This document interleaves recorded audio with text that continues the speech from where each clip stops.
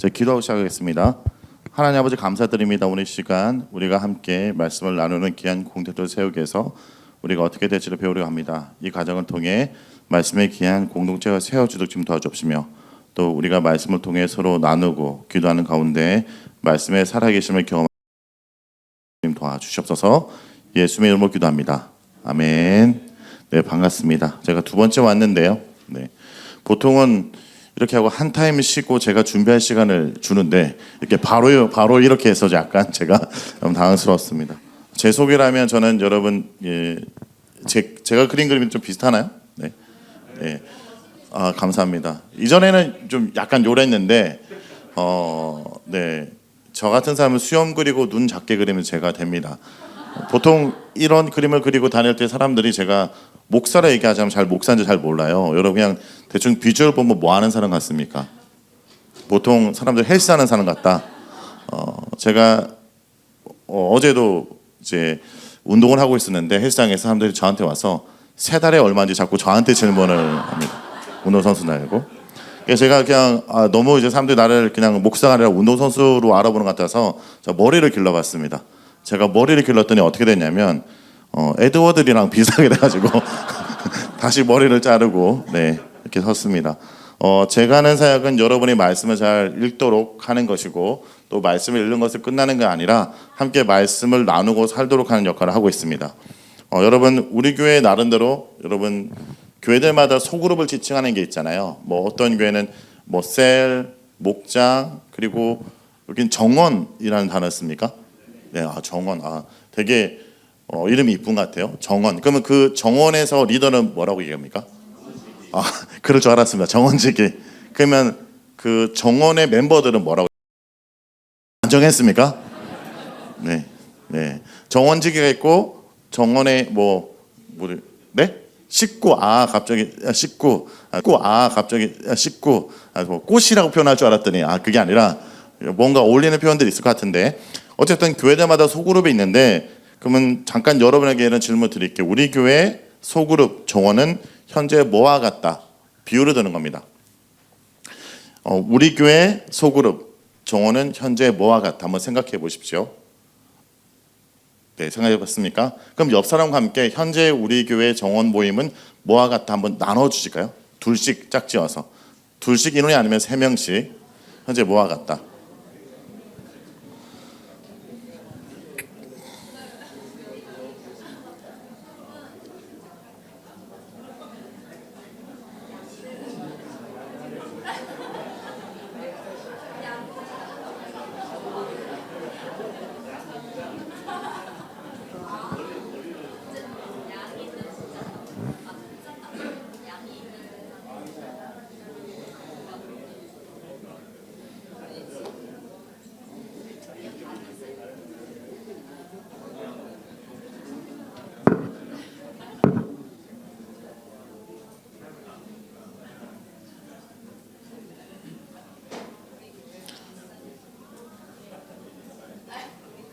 자, 그러면 우리 이렇게 해볼게요. 내가 이 사람 얘기 들어봤는데 이 얘기 되게 센스 있는 표현이다. 옆 사람을 이제 신고하는 겁니다. 이 사람 거 되게 좋다. 혹시 이 사람 거 되게 좋다고 추천할 만한 표현이 있었습니까? 네. 서로가 하지 않는 걸로 합의를 본 것 같은데. 그러면 여러분 한번 자발적으로 한번 해볼까요? 우리 교회는 뭐와 같다. 이 중에 하나 자기가 한 거 한번 얘기해 보시겠습니까?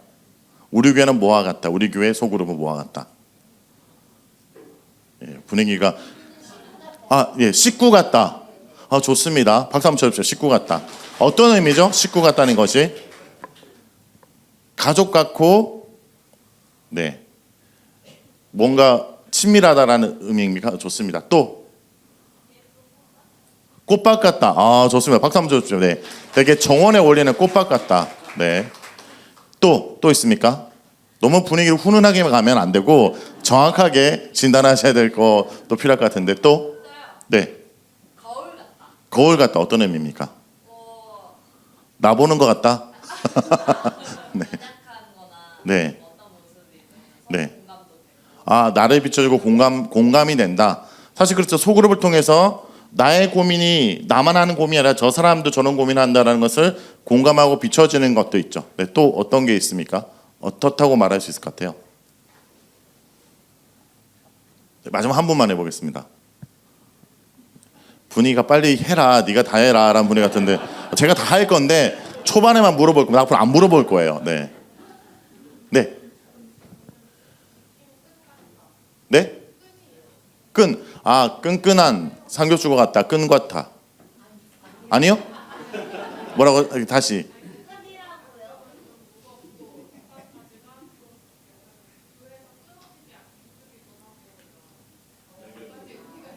아, 네, 좋습니다. 네, 나름대로 연대되고 끈끈한 끈 같다라고 하셨는가요? 네, 대충 그냥 그렇게 이야기했습니다. 네, 네. 여러분 교회들마다 나름대로 그 명칭이 있어요. 소그룹을 어떤 교회는 셀이라는 걸 얘기할 때는 어떤 의미일까요? 이것 셋이 살아있고 확장한다는 의미가 있겠죠. 어떤 교회는 목장이라 얘기를 해요. 목원이고 약간 거기는 뭡니까?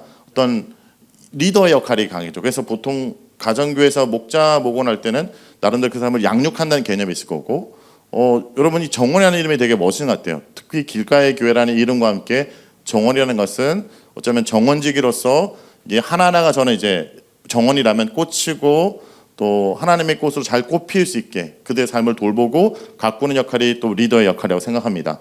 자, 그런 소그룹에 대해서는 얘기를 해볼게요. 여러분 소그룹을 왜 해야 될까요? 자, 소그룹 해야 되는 이유는 첫 번째는 이겁니다. 그리스도인은 다른 그리스도인이 필요합니다. 두 번째, 하나님 나라의 이야기는 우리 이야기다. 세 번째, 말씀이 살아 역사하는 현장이다라는 거죠. 첫 번째, 그리스도인들이 다른 그리스도인이 필요하다는 건 뭐냐면 여러분 보네포 목사님이 성도의 공동생활이라는 이런 책을 지었습니다. 이게 팬데믹 기간에 많은 목회자가 가장 많이 읽었던 책이라고 얘기합니다. 그러니까 팬데믹을 겪으면서 교회가 과연 무엇인가, 교회 공동체가 무엇인가를 다시 고민하면서 가장 많이 읽었던 고전 책 중에 하나가 보네포 목사의 성도의 공동생활입니다. 이 책에 보면 나름대로 우리 신앙생활을 5가지를 얘기할 때 2가지에 좀 주목해야 할 필요가 있어요. 신앙생활은 그리고 공동체 생활은 교회 생활은 함께하는 날과 홀로 있는 날이 있다. 여러분 함께한 날은 언제일까요? 주일 예배, 수요 예배, 소그룹 모임 함께한 날이 있죠. 그리고 홀로 있는 날은 뭡니까? 우리가 스스로 기도하고 큐티하는 개인의 경건의 생활이 있습니다. 근데 여러분 이 함께 있는 날과 홀로 있는 날이 잘 병행되어야 됩니다. 여러분 함께한 날 뭡니까? 더불어 함께 나누고 함께한 날이죠. 근데 홀로 날은 홀로 묵상하고 기도한 날입니다. 자, 홀로 있는 날이 더불어 함께하는 날을 만날 때 더 풍성해지는 거죠. 근데 여러분 함께하는 것은 늘 좋은 것만은 아닙니다. 나름대로 2가지 얼굴이 있어요. 함께함이 은혜가 되지만 함께함이 어려움도 있습니다. 여러분 우리가 정원인데 이 정원에 다루기 힘든 꽃도 있어요. 그렇죠? 네, 다루기 힘든 사람도 있습니다. 되게 상처받은 사람도 있고 모두가 다 똑같지는 않습니다. 여러분 우리가 이 함께할 때 공동체가 느끼는 큰 기쁨과 은혜가 있지만 이걸 함께 나누는 것도 쉬운 작업은 아닙니다. 보네포 목사님이 이런 얘기를 해요. 그리스도인들은 함께 있을 수도 있어야 되고 홀로 있을 수도 있어야 된다. 그러니까 우리가 함께 있어야 되지만 또 홀로도 잘 있어야 된다. 이것 두 개가 병행이 필요하다는 거죠. 이런 글을 썼습니다. 공동체의 능력 안에 홀로 있는 사람은 복된 사람입니다. 공동체에 속해 있지만 홀로 잘 묵상하고 기도하는 사람도 복된 사람이다. 홀로 능력 있는 안에서 홀로 있는 것도 중요하지만 성도가 함께 교제하고 이루어가는 것도 중요하다라는 거죠. 자, 글로 홀로 있음의 능력과 공동체의 능력 오직 성도의 교회 안에서 각 주어진 하나의 능력. 그러니까 하나님 말씀으로 스스로 살아가야 되지만 하나님 말씀으로 함께 나누며 살아가야 된다라는 걸 강조합니다. 자, 사도행전을 보면요, 우리 신앙생활은 어떻게 얘기하냐? 사도의 가르침을 받아 서로 교제하고 떡을 나누며 오로지 기도에 함께 쓴다. 여러분 신앙생활은 단순히 주일에 와서 목사님 설교 듣고 아멘하고 돌아가는 것이 아니라 베레아 성도처럼 과연 그러한가 상고하고 이 말씀이 내 말씀이 될 수 있도록 또 이 말씀이 또 우리 형제에게 살아있는 말씀이 될 수 있도록 함께 기도하고 살아가고 해야 된다는 말씀이라는 거죠. 함께 교제하면 너무 당연한 거다라는 겁니다. 한번 이거 위에 거 읽어보실까요? 시작.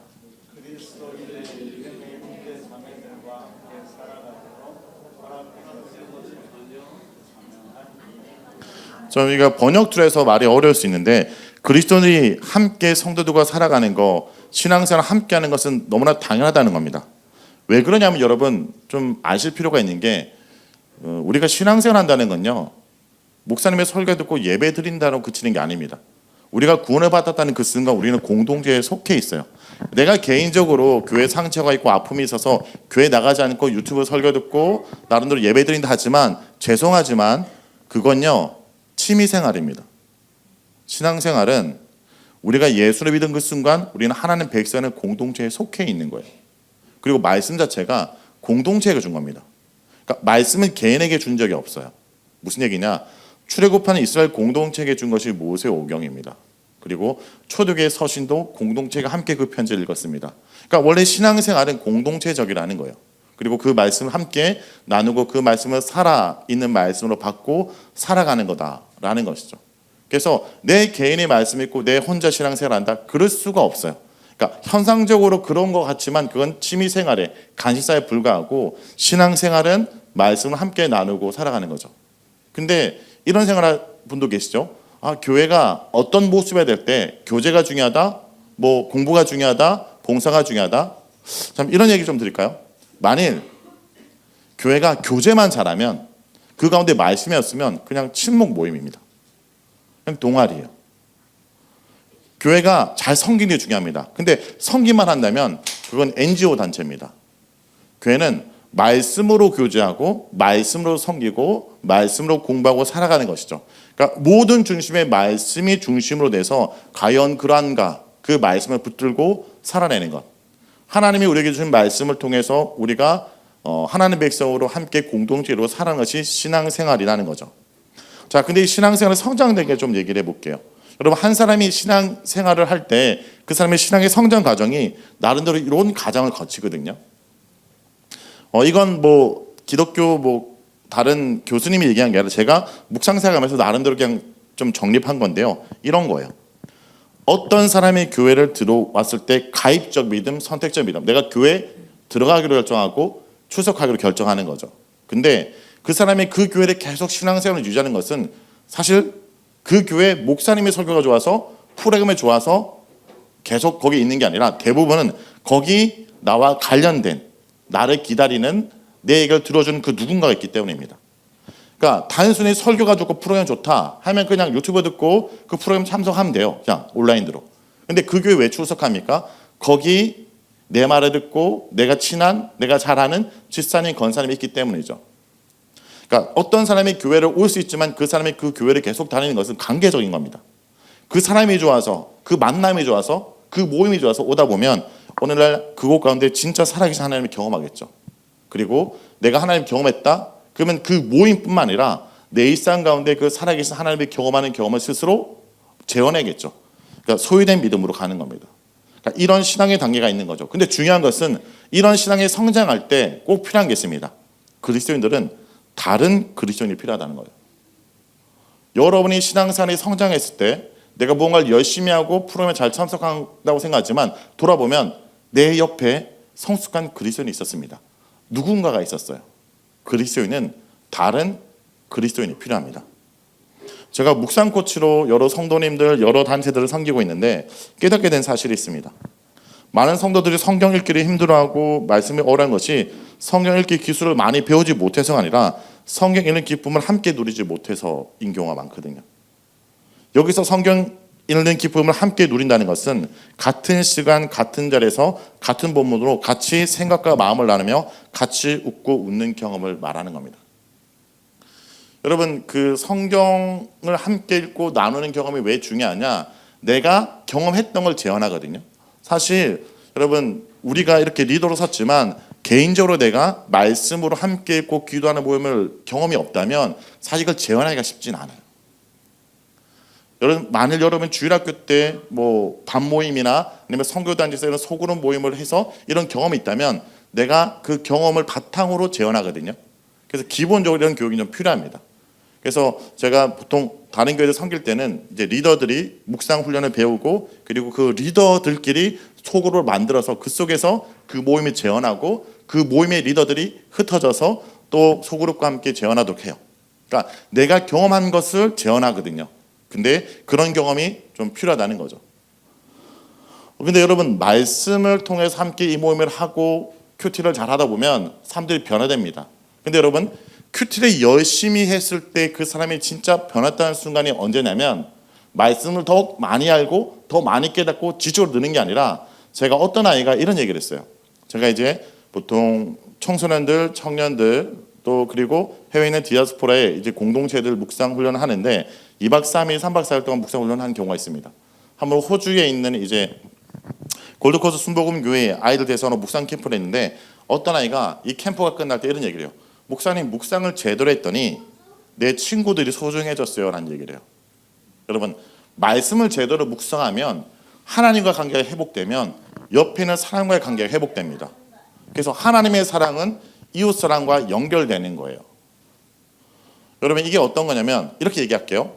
말씀을 제대로 묵상했더니 우리 정원의 그 집사님이, 그 자녀님이 되게 소중해졌어요. 말씀을 제대로 묵상했더니 우리 자녀가 되게 소중해졌어요. 말씀을 묵상했더니 저 지체가 되게 소중해졌어요. 이런 얘기를 해볼까요? 말씀 묵상했더니 우리 남편이 소중해졌어요. 별로 인정하고 싶지 않은 분위기 같은데 우리 아내가 사랑스러워졌어요. 네. 저는 늘 저희 아내가 말씀을 제대로 묵상해서 저를 소중히 여기시면 좋겠다는 생각을 늘 하곤 합니다. 말씀을 제대로 묵상해서 관계가 회복되면 이웃과의 관계가 회복되는 거죠. 그 속에서 성숙하고 성장합니다. 성경을 묵상하면 끊임없이 하나님의 사랑이 이웃 사랑과 연결된다는 것을 끊임없이 성경은 계속적으로 강조합니다. 예를 들어 로마서, 여러분 이제 매일 성경이 다음 주 본문 이 데살로니가 전후서를 묵상하실 거예요. 데살로니가 전후서는 이제 사도 바울의 서신이죠. 사도 바울 로마서도 듣고 데살로니가 전후서도 듣고 사도 바울의 서신에서 가장 중요한 사도 바울의 신학이 뭐냐? 믿음, 소망, 사랑입니다. 믿음, 소망, 사랑. 그래서 데살로니가 전서도 바로 믿음, 소망, 사랑을 잘 실천하고 있다 칭찬하는데, 여러분 믿음, 소망, 사랑 그 중에 제일은 뭐죠? 사랑이죠. 고린도후서의 맥락은 이겁니다. 근데 로마서는 믿음, 소망, 사랑이라는 것이 그냥 믿음이 있고 사랑이 있고 믿음이 있고 소망이 있고 사랑이 있는데 그 중에 사랑이라는 게 최고라는 뜻이 아니라 이게 논리 순서예요. 이렇게 설명드릴게요. 예수 그리스도를 믿음으로 소망이 생긴 사람은 서로 사랑하며 산다라는 거예요. 로마서의 맥락은 우리가 믿는 믿음이 무엇인지 설명하고 그로 인해 우리가 얻은 소망이 뭔지 설명하고 그렇게 소망이 생긴 자들이 어떻게 살지를 얘기하는 것이 후반부입니다. 결국 여러분 믿음이 생기면 주님 안에 산 소망이 생김으로써 우리가 서로 하나님을 사랑하고 이웃을 사랑하며 살아가는 거죠. 그럼 이런 얘기를 드릴게요. 우리가 왜 소그룹 모임, 정원 모임 할까요? 사랑하려고 하는 겁니다. 말씀으로 서로를 사랑하고 이 사랑을 통해 하나님을 사랑하기 위해서 하는 거다라는 거죠. 여러분 한번 읽어보실까요? 시작.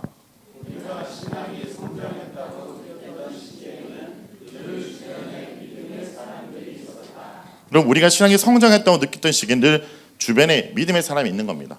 여러분 신앙 성장은요, 내가 성경책 갖고 저 기도원이나 저 산속에 들어가서 돌을 닦고 나서 신앙이 성장한 게 아닙니다. 여러분 저 같은 사람이요, 성경책 한 권 들고 저 산속 가서 막 10년 동안 돌을 닦고 제가 나오면 제가 뭐가 돼 있을까요? 저도 이단 됩니다. 이단. 저도 누군가의 설교를 듣고 누가 말씀을 듣고 계속 나 스스로를 비춰보고 제가 성장해야 되는 거죠. 저도 돌아보니까 저를 성장시킨 게 뭔가라고 볼 때 공동체더라고요. 제가 목회자로서 성장은 제 설교를 듣고 제 말씀을 듣는 누군가가 있기 때문에 제가 말씀을 더욱 바르게 보고 깨닫게 되고 나를 비춰보게 되는 거죠. 나를 건강하게 만드는 것은 목회자로서 성도입니다. 근데 뿐만 아니라 성도가 성도를 건강하게 만들어요. 또 성도도 뭡니까? 목회를 통해 건강해지는 거죠. 서로가 필요한 겁니다. 이런 얘기를 좀 들어볼게요. 제가 20년 전에 청소년 전도사 처음 부임해서 제 인생 첫 번째 설교를 했어요. 제 인생 첫 번째 설교. 제가 최근에 제 인생 첫 번째 설교문을 읽었거든요. 고대 문서잖아요. 제 인생 첫 번째 설교. 제가 제 인생 첫 번째 설교 작품을 읽고 은혜를 받았을까요? 등에 식은땀이 났을까요? 어떻게 하셨습니까? 등에 식은땀이 나면서 어떻게 이 따위를 내가 설교를 했지 생각했습니다. 근데 감사하게 하나님이 우리 청소년들에게 준 큰 은혜가 있죠. 망각이라는 은혜로 걔네를 다 잊어버리고 저만 이 문서를 태워버리면 저의 흑역사는 사라집니다. 근데 여러분 제가 더 이상 그 수준은 아닐 거예요. 왜 그럴까요? 저는 20년의 시간 동안 청소년들, 청년들, 사람들 앞에 계속 말씀을 나눴기 때문이죠. 성장하려면요, 다른 사람이 필요합니다. 그리스도인이 필요해요. 그리고 목회자가 성경을 많이 하는 건 실력차라고 생각하지만 사실 많은 순간 시간차입니다. 시간차. 끊임없이 말씀을 나누면서 내가 성숙하는 거죠. 그러니까 여러분 정원 모임, 소그룹 모임을 통해 내가 함께 말씀을 나누며 여러분 성장하는 거예요. 어떤 분들은 내가 말씀을 묵상할 때 남들이 모르는 거를 내가 막 깨달았어. 내가 남들이 본 걸 다 알았어. 이런 걸 좋아하는 분이 계시거든요. 특히 형제분들 중에 내가 말씀 묵상할 때 이거 모르는 거 내가 깨서 막 말해주고 싶어. 근데 여러분 둘 중에 하나예요. 남들이 아는 걸 이제 알았거나 잘못 알았거나 둘 중에 하나입니다. 셀 모이면 남들이 모르는 것을 깨달은 학술 발표가 아니라 마땅히 내 눈으로 봐야 될 것을 내가 깨닫고 함께 그것을 살아내며 기도하며 힘쓰는 시간이 묵상 나눔, 그리고 또 소그룹 모임이다라는 것이죠. 그리고 또 하나, 소그룹 모임은 하나님 나라의 이야기를 만드는 이야기 공작소다라는 거예요. 너의 이야기와 나의 얘기가 말씀을 만날 때 하나님 나라 이야기가 된다는 거예요. 우리 정원에서 말씀을 묵상했던 저의 얘기와 말씀을 묵상을 살았던 저 집사님 얘기가 말씀을 중심으로 함께 만날 때 그것이 하나님 나라 얘기. 그러니까 너와 나의 따로 이야기가 아니라 말씀을 중심으로 살아갈 때 그것이 하나님 나라의 이야기로 만들어진다라는 겁니다. 여러분 이 책을 최근에 많은 목회자들이 읽었습니다. 1세기 그리스도의 모습이 어떤 건가라는 거예요. 1세기 그리스도의 모습은 선교적 일상이라고 얘기를 한 겁니다. 선교사가 다 되었다는 것이 아니라 오히려 그들이 평범한 일상, 먹고 마시고 소비하고 살아가지만 말씀 안에 씨름하는 모습을 통해 그것이 선교적 삶이었다라는 거죠. 똑같이 세상 속에 살아가지만 그 속에 그들과 다른 말을 하고 다른 태도를 취하고 다른 걸 선택하고 다른 모습을 취함으로 그들이 주님을 보여주는 선교적 일상이 된다는 겁니다. 이 책을 보면 나름대로 흐름이 있어요. 어떤 사람이 복음에 대해서 매력을 느끼고 마음의 문을 열어요. 그리고 그리스도를 따르기 시작해요. 그리고 그 그리스도와 함께하면서 사람들과 복음의 일상을 살아낸 이야기를 쭉 얘기하는데 한번 읽어보실까요? 시작.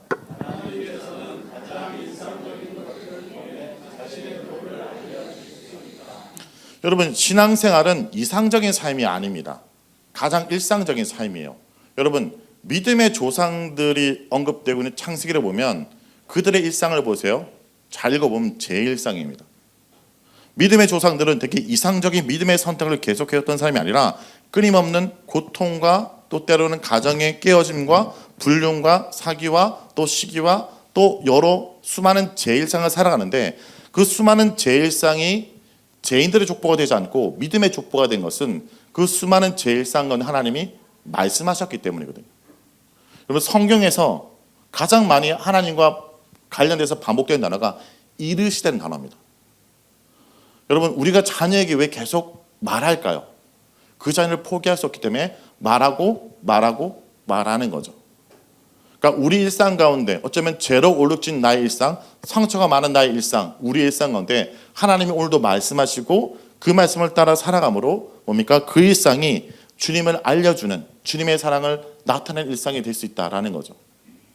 그래서 여러분 우리가 셀 모임하고 정원 모임하고 소그룹 모임하는 거 성경 삶을 위한 겁니다. 이번 한 주 당신이 살았던 일하고 자녀 키우고 그 모든 소소한 일상이 함께 말씀을 만날 때 그 말씀이 함께 하는 날의 이야기가 된다라는 것이죠. 그래서 여러분 일상적 얘기를 나누는 겁니다. 근데 일상적 얘기를 그냥 나누는 것이 아니라 말씀을 통해서 나눈다. 이것이 소그룹이라는 것을 아셔야 된다는 거죠. 여러분 저는요 목회자의 설교를 통해서 많이 깨달음을 얻기도 하지만 저는요 끊임없이 이제 소모임들 합니다. 어떤 데는 어떤 교회에 속해서 1년 동안 그 소그룹을 세우는 통해서 묵상을 듣기도 하고요. 또 온라인을 통해서 해외에 있는 분들이 들어오셔서 묵상 모임을 하기도 해요. 여러 형태로 지금 섬기고 있는데 제가 이런 분들의 말씀을 나누는 일상을 통해 제가 이게 살아있는 역사구나 느꼈던 순간들을 좀 나누려고 합니다. 한 번은요 어떤 집사님이 이번에 선교지를 찾고 있습니다. 기도해 주세요라고 얘기를 하더라고요. 저희 소그룹 모임 때. 근데 이분은 이제 제가 미국에 있을 때 만난 분인데 사역을 할 때 제가 이 집사님을 이제 알고 있는데 이 집사님은 한인 식당에서 일하신 분이세요. 이분의 사연은 이제 남편과 결혼해서 미국에 왔습니다. 남편의 직장을 미국에 얻은 거예요. 그리고 두 아들을 낳았어요. 근데 남편이 일찍 돌아가셨어요.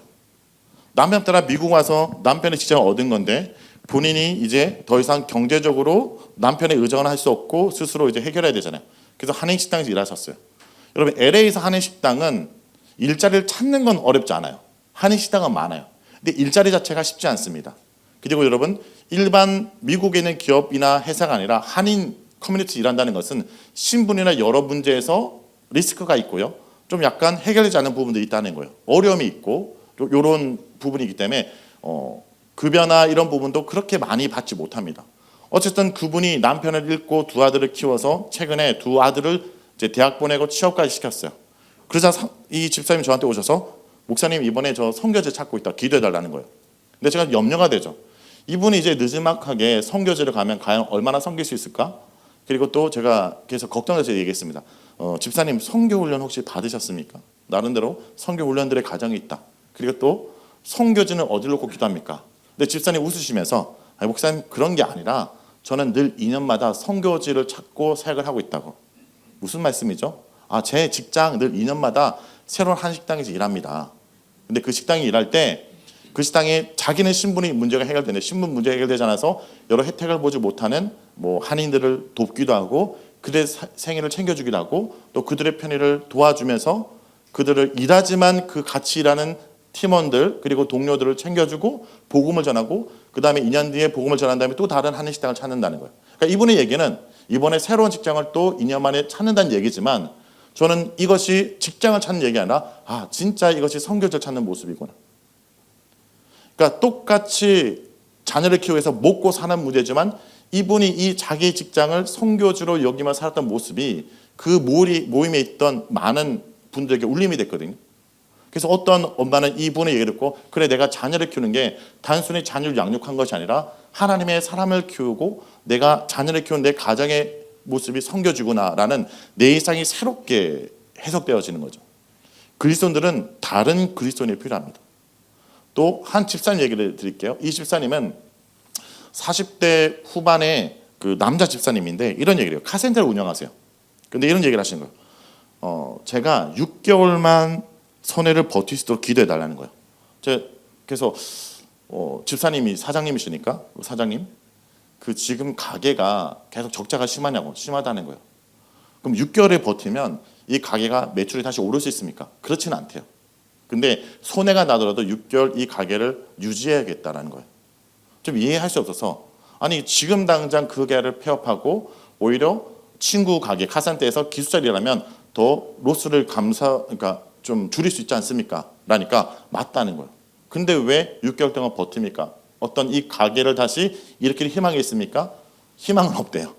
근데 왜 그냐 물어보니까 나는 젊어서 지금 당장 이 가게를 폐업하면 적자를 좀 줄이고 빚을 좀 줄인 상태에서 기숙사로 다시 빚을 갚아 나갈 수 있지만 우리 가게에 정년퇴임을 6개월 났던 기술자 어르신이 있는데 그분을 위해서 6개월을 버텨주고 그분이 연금이 나올 때까지 6개월을 버티겠다는 거죠.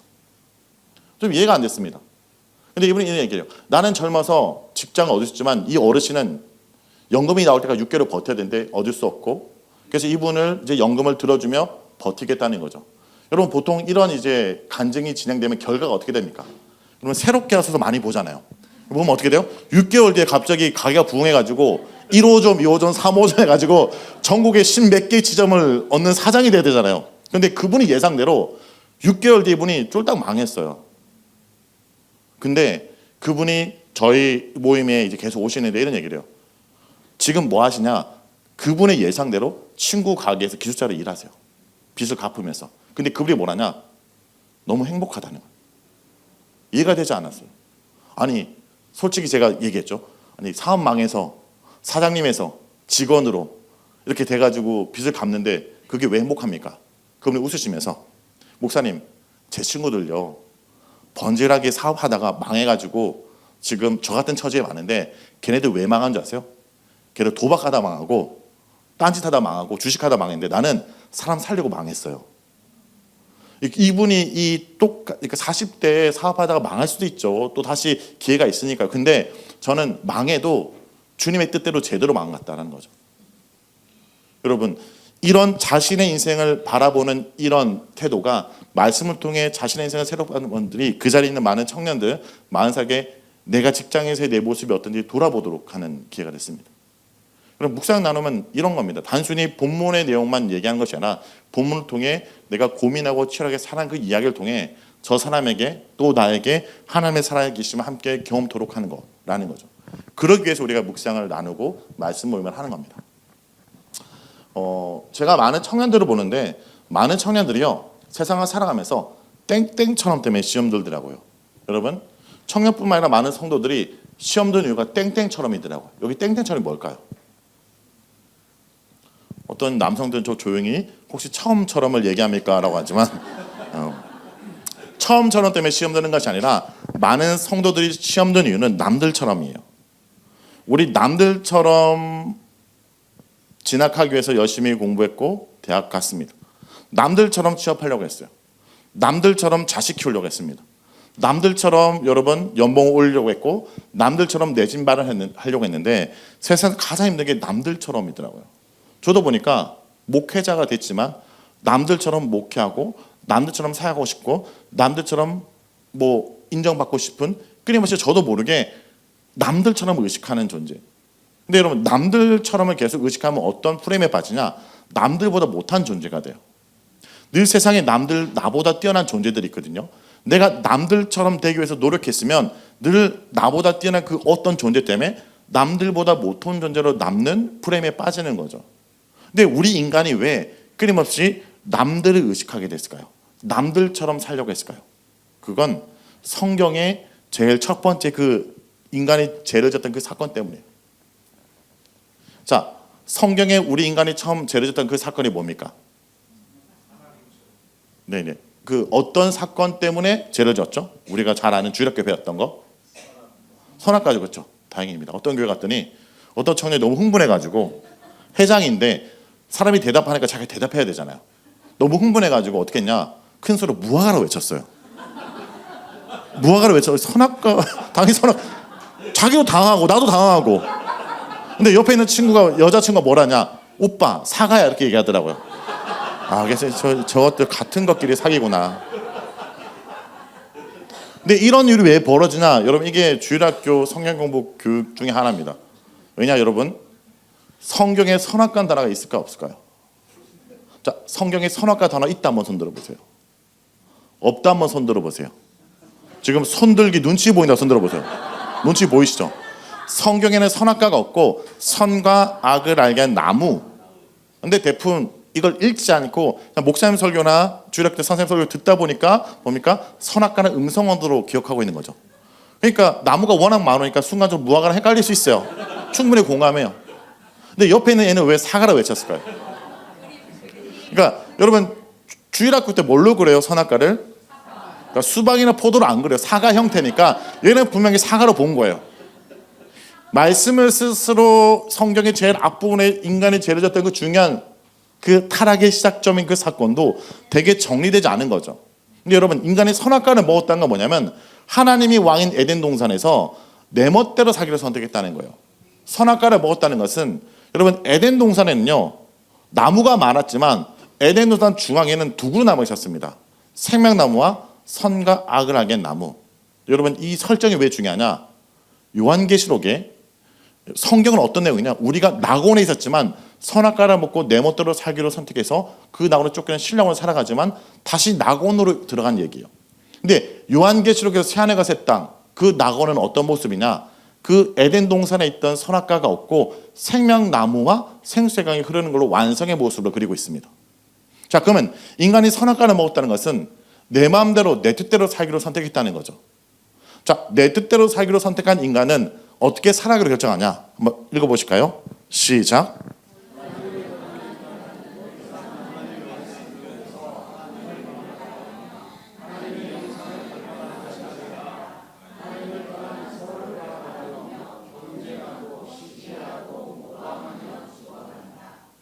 하나님을 바라보지 않고 선악과를 먹고 내 멋대로 살기로 선택한 인간은 끊임없이 내가 잘 살아가고 있다는 근거가 옆에 있는 사람과 자신을 비교하고 추구하고 죽여가는 거죠. 남들처럼, 남들보다, 남들만큼이죠.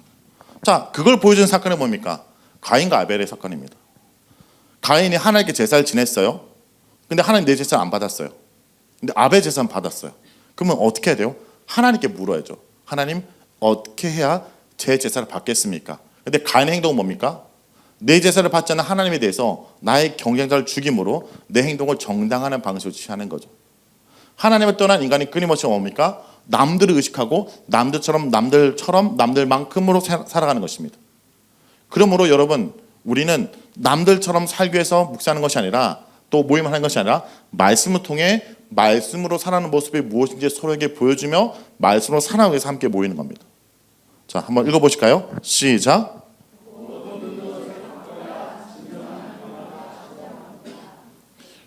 저희 아내가 첫 번째 이제 저랑 결혼해서 음악 치료사였거든요. 근데 이제 아이를 낳고 3년 동안 경당녀가 됐다가 최근에 다시 음악 치료사 이제 일을 다시 시작하게 됐는데, 아이를 갖고 나서 이제 그런 게 있더라고요. 아이를 이제 놓고 어린이를 데리고 갈 데가 없잖아요. 그럼 엄마들이 어디 간지 아십니까? 문화센터 갑니다. 문화센터. 근데 아내가 사모인데도 문화센터 갔더니 아내가 많이 세상에 오염되더라고요. 문화센터 갔더니 주로 한 얘기가 뭐냐면 세상적 얘기예요. 어떤 유모차를 사야 되고, 어떤 기구를 사야 되고, 또 어떻게 해서 키워야 되고, 거기서 가가지고 속으로 거기서 셀 나눔 모임을 하는 거예요. 그러니까 거기 가서 계속 듣는 것 보니까 사모에도 불구하고 계속 이제 믿음을 잃어가는 거죠. 세상적으로. 그래서 아내가 처음 아이를 낳고 그 문화센터 이렇게 가더니 막 아이를 잘 키우려면 이것도 필요하고 저것도 필요하고 이런 얘기를 하는 거예요. 그래서 제가 아내랑 어디 갔냐? 여러분 요즘은 그런 거 하는지 모르겠지만 요즘 워낙 출산이 낮아서 한때 제가 이제 결혼할 때는 코엑스나 킨텍스에 뭘 했냐? 육아 박람회 이런 거 합니다. 가가지고 제가 아이를 잘 키우기 위해서 모든 제품을 다 봤거든요. 저도 그거 보다니까 필요한 거예요. 근데 그걸 생각해봐요. 그걸 내가 다 사면 우리 집에서 내가 서서 자야 되구나 이런 생각이. 근데 여러분 중요한 게 뭡니까? 아이를 어떤 유모차에 태울 게 아니라 어떤 유모차든 타 있는 그 아이를 향해 내가 어떤 시선으로 걔를 바라볼까가 중요하잖아요. 여러분 똑같은 아이를 양육하지만 어떻게 키울 때 세상은 어떤 환경적 외부적 조건을 가져야 그를 잘 키우다 생각하지만 오히려 말씀은 그를 향해서 그를 하나님의 자녀로 바라보는 시선이 그를 온전히 키운다고 얘기하지 않습니까? 이런 믿음의 시선들과 믿음의 관점들을 확보하는 것이 묵상 나눔입니다. 그래서 소그룹 모임은 바로 말씀이 살아 역사하는 현장입니다. 말씀이 살아 역사한다는 것이 무엇인가? 말씀이 살아 역사한다는 것을 볼 수 있는가? 여러분 볼 수 있습니다. 그건 어떻게 볼 수 있냐?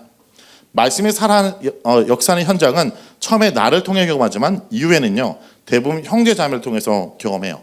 이게 무슨 얘기냐? 여러분 처음 예수님 믿을 때 막 기도하면 막 뜨거워지잖아요.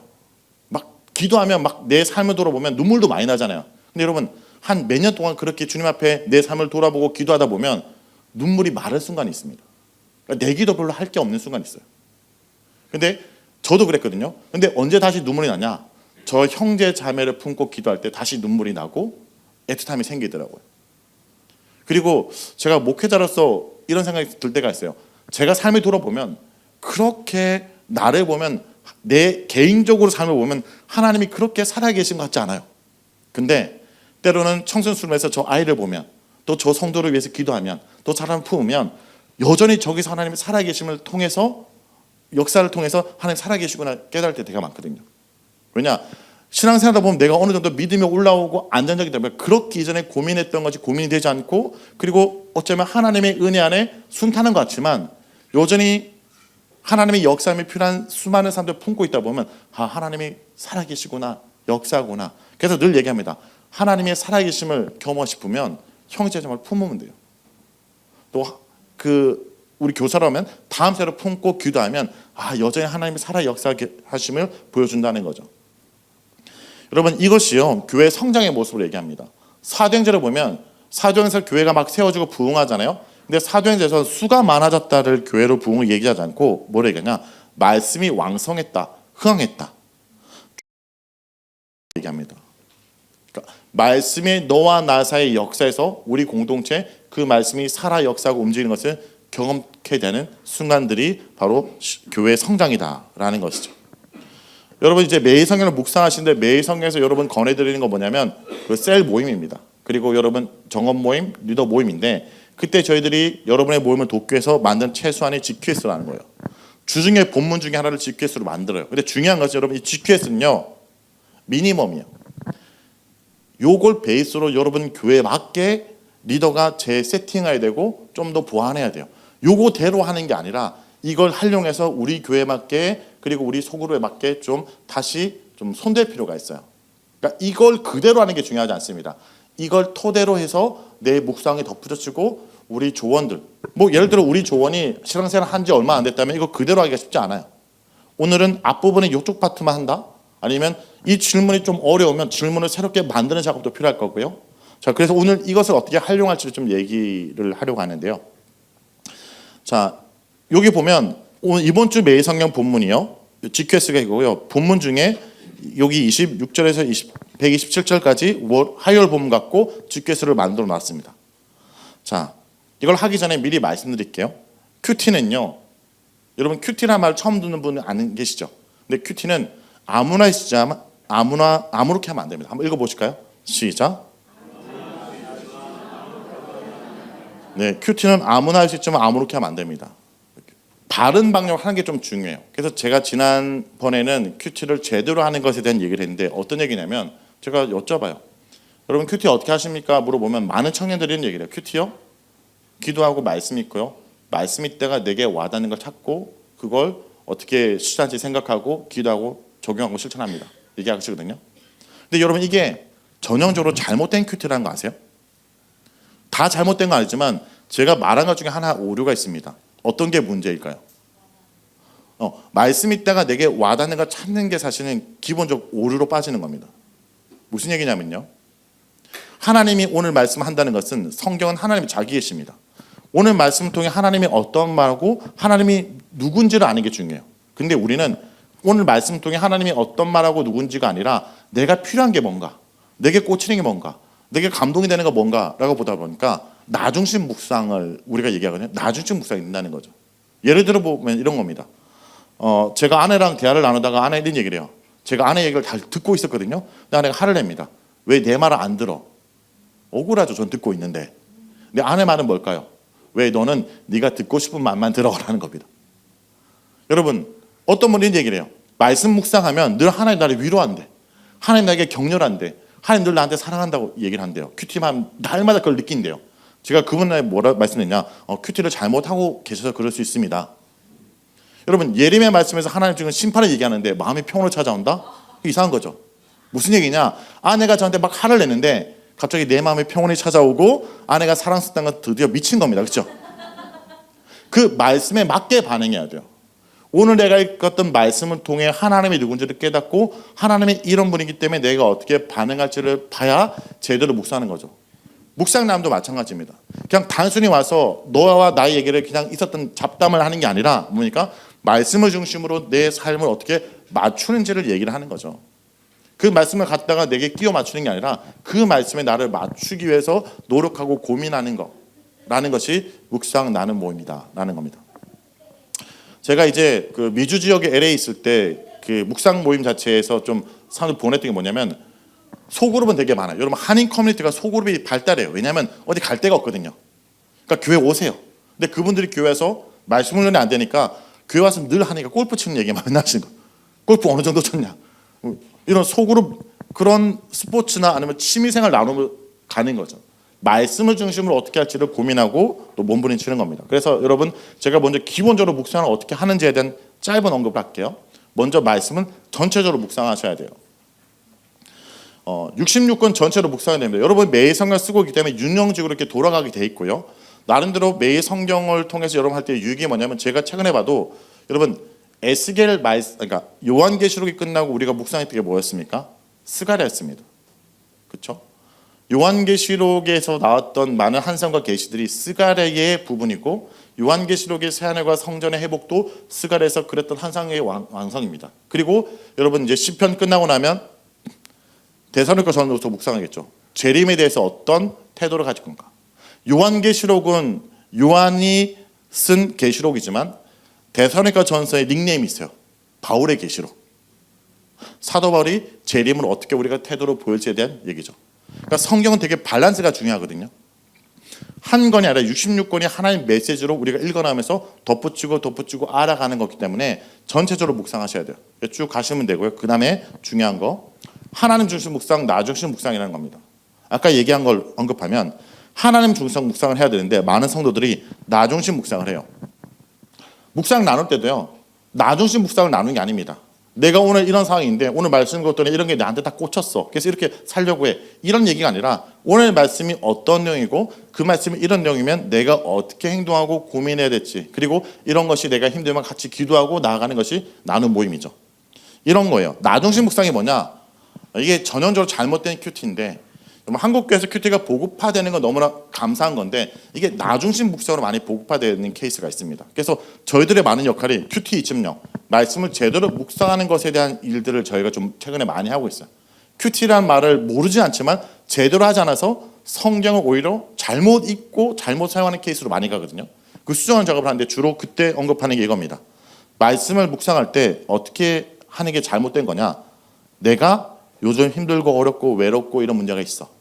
근데 오늘 내가 말씀 봤더니 이 단어와 이 문장과 이런 느낌적인 느낌이 들어서 내가 이렇게 살려고 해. 이게 큐티가 아니에요. 이건 말씀으로 점치는 거예요. 내 상황 속에 하나님 오늘 어떻게 나에게 뚝 말씀을 떨어뜨려 주시냐라는 거예요. 그게 아닙니다. 묵상은 뭐냐면 내가 오늘 말씀을 읽어보니까 오늘의 본문의 내용이 이러이러한 메시지고 이런 말씀이고 하나님이 이런 분이라면 내가 어떻게 할 때 그분이 기뻐하고 그분이 우리를 하나님 자녀로 여기실 건가 보는 거죠. 인게이지먼트라는 단어 씁니다. 하나님의 계획과 뜻과 성품 이런 거라면 그분의 계획과 성품과 뜻에 내가 어떻게 참여할 건가. 오늘 말씀을 통해 하나님이 이런 분이라면 내 삶을 통해 하나님이 어떻게 기뻐할까를 보고 돌아보고 기도하고 결단하도록 말씀에 나를 맞추는 거죠. 그러기 위해서 우리가 끊임없이 묵상해서 우리가 나눠야 될 것이 하나님 어떤 분이에요. 오늘 본문이 이런 거라면 오늘 본문 속에 나타난 하나님이 어떤 분. 구약은 하나님 어떤 분 하시면 돼요. 신약은 예수님이 어떤 분. 하나님이 예수님의 이런 분이라면 내가 어떻게 할 때 주님의 기뻐할까가 내게 주는 교훈이죠.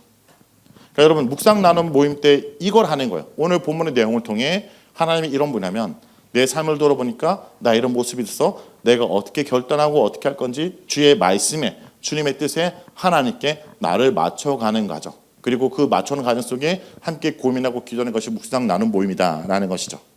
자, 그리고 중요한 게 있습니다. 아까도 얘기했지만 전세대 묵상, 공동체적 묵상, 함께 말씀을 나눠야 돼요.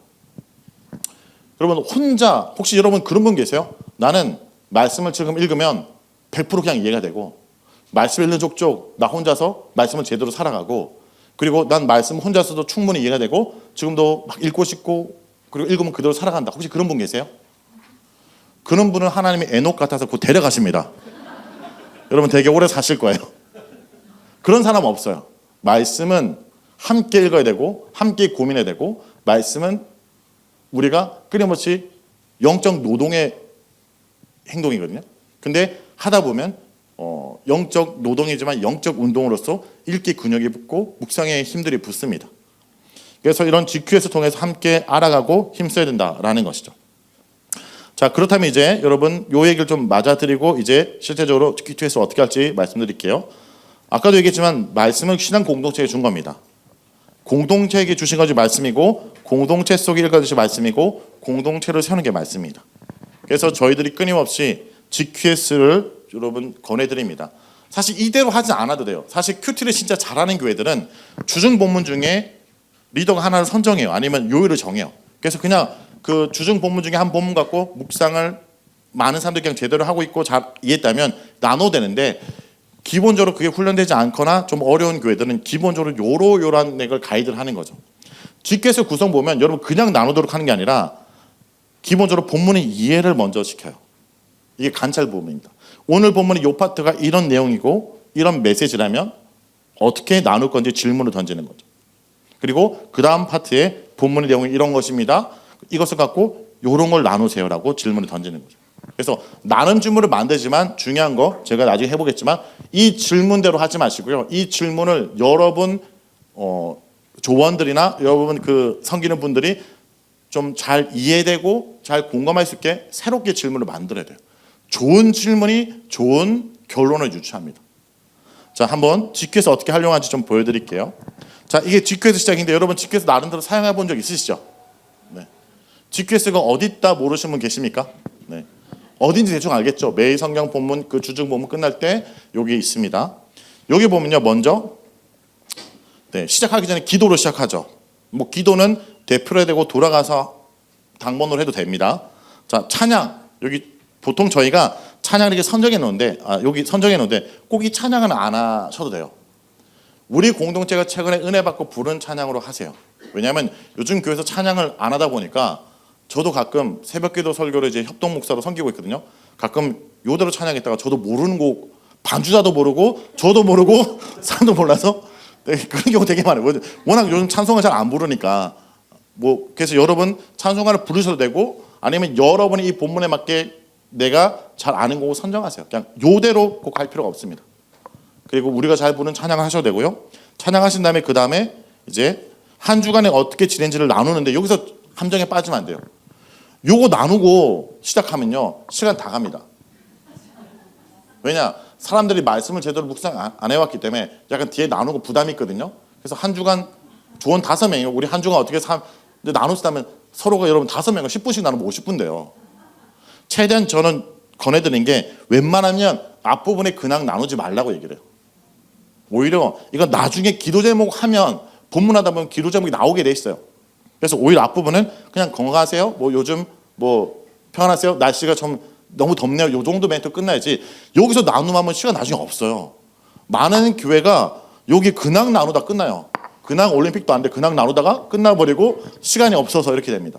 그래서 여기서 요 함정에 빠지지 마십시오. 요거는 그냥 살아있나 별일 없나 요 정도로 확인하는 거지. 여기서 기도 제목까지 가가지고 나누면 본문이 없어집니다. 그래서 여기는 짧게 나눈다. 그리고 이제 오늘 나눌 본문들이 어떤 내용인지 얘기했던 요것을 뭐 리더가 일단 한 분이 읽어주시고 그 다음에 중요한 거 본문을 함께 읽으세요. 여러분 그런 게 있어요. 나는 리더니까 준비해왔잖아요. 여러분이 섬기는 그 분들 이제 꽃밭을 해야 될까요? 정확히 명칭이 뭐죠? 그 뭐라 부릅니까? 조원들을 식구. 네, 식구들은 막상 묵상을 안 해올 확률이 큽니다. 거기서 애드리브로 하실 분이 되게 많아요. 애드리브로 한다는 것은 계속 말씀에 대한 본문이 없고 그냥 넘어갈 수 있기 때문에 읽혀야 돼요. 그 자리에서 읽으십시오. 그리고 시간을 줘야 돼요. 읽고 시간. 그래서 큐티를 여러분 이겁니다. 큐티를 해온 걸 나눈다라고 생각해야 돼요. 이게 원칙이지만 생각보다 많은 사람들이 그 자리에서 하려고 하거든요. 그러면 그 자리에서 해야 돼요. 먼저 이 얘기를 할게요. 주중에 큐티를 안 하고 온 사람은요 영적으로 허기진 사람이에요. 그럼 허기진 사람한테 너 왜 이렇게 밥을 안 먹었어? 야단치는 게 아니라 거기서 먹이는 거죠. 아이가 논다고 밖에서 밥 안 먹고 돌아다니면 집에 왔을 때 왜 밥 안 먹고 돌아다니고 야단치는 게 아니라 걔한테 먹여야 되잖아요. 그러니까 그 자리에서 함께 말씀 읽고 준비하고 함께 먹는 시간을 가져야 됩니다. 한번 여러분 이 본문 해당되는 거 한번 같이 한번 읽어보겠습니다. 여호와께서 시온에 포로를 돌려 보내실 때 우리는 꿈꾸는 것 같아도다.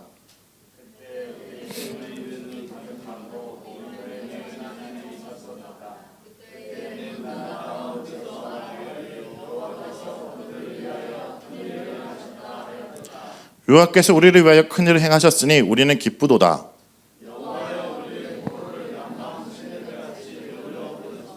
눈물 흘리며 씨를 뿌린 자는 기쁨으로 거두리로다. 울며 씨를 뿌리로다.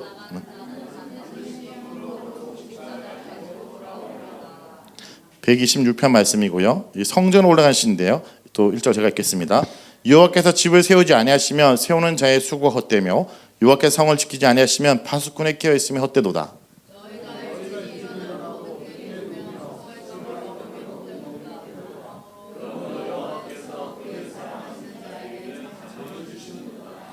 보라 자식들은 여호와의 기업이요 태의 열매는 그의 상급이로다.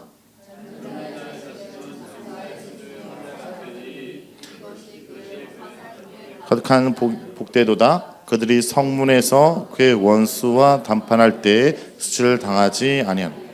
아멘. 자 일단 한번 같이 나눠 읽도록 하고요. 그 다음에 제 생각에는 이렇게 읽는 게 끝난 게 아니라 각자 조용히 읽으면서 여기는 관찰하기 질문으로 좀 답을 달도록 알려주세요. 직교에서 보면 관찰하기가 있습니다. 다시 보여드릴까요? 요 파트가 관찰하기인데요. 관찰하기는 여러분 답을 찾기 힘들지 않아요. 거의 한글만 떼셨다면 대부분 찾을 수 있게 그 본문을 그냥 질문을 바꿔놨기 때문에 요 관찰하기 내용을 파악해야 그 다음에 나눌 수 있습니다. 그래서 한번 같이 나눠 읽고 조용히 한 번 더 읽으시면서 본문에 대한 관찰하기에 대한 답을 좀 달도록 시간을 드리는 거죠. 한번 같이 한번 해볼까요? 우리가 읽었던 내용들 여러분 한 번 더 읽었다 생각하고 제가 답을 한번 달아볼게요. 시인은 과거의 은혜를 기억하며 미래의 은혜를 간구합니다. 과거에 하나님이 자기 백성에게 어떤 은혜를 베푸셨습니까? 자, 포로로 잡혀간 백성을 다시 고향으로 돌아오게 하셨다. 시편 160편은 단순히 위로와 격려의 시가 아니다. 시편 126편은 이스라엘 백성이 바벨론 포로부터 해방되어 돌아온 역사적 배경. 그러니까 우리가 다시 포로로 해서 여러분 이건 다윗의 시가 아닙니다. 포로로 돌아왔던 이스라엘 백성들이 다시 그것을 기억하며 노래입니다. 그래서 시인은 이 상이 너무 놀랍고 감격스러워서 마치 꿈꾸는 것 같다. 우리가 포로였는데 이렇게 돌아오는 것이 너무나 감격스럽고 꿈꾸는 것 같았다. 공동체 회복이 너무 복된 상태에서 공동체에서 찬양과 기쁨과 웃음이 끊이지 않는다. 그러므로 시편 160편은 이미 하나님의 베푸신 은혜를 감사하고 돌아보는 시인 거예요. 그때 주님의 베푸신 일이 너무나 컸다라고 고백하는 시다라는 거죠. 두 번째 질문입니다. 시는 하나님께 무엇을 간구합니까?